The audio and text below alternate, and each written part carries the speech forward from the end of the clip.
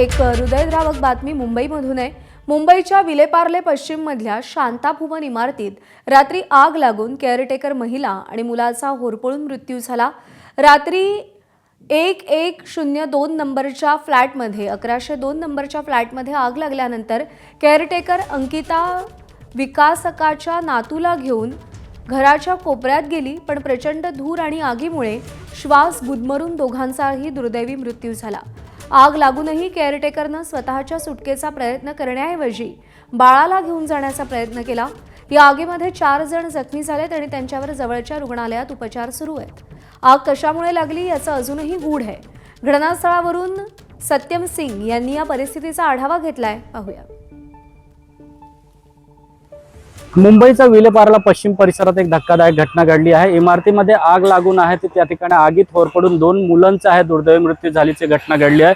काल मध्यरात्री आहे तर विलेपार्ला पश्चिम परिसरात नानावटी हॉस्पिटल शेजारी शांताभवन इमारत आहे। याच इमारतीमध्ये 11व्या मजल्यावर आहे 1102 मध्ये मोठी आग लागली। आगीची माहिती मिळताच आहे ते घरामध्ये असलेले जे केअरटेकर मुलगी आहेत अंकिता म्हणून, आणि या विकासक जो आहे त्याचा नातू 2.5 वर्ष, त्यांना आहे वाचवण्यासाठी ती मुलगी घराच्या आतमध्ये लपली, मात्र आग एवढी मोठी झाली। या आगीमध्ये होरपळून या दोघा मुलांचा दुर्दैवी मृत्यू झाले आहे, तर 4 जण गंभीर जखमी झाले आहेत, त्यांच्यावर जवळच्या रुग्णालयामध्ये उपचार सुरू आहेत।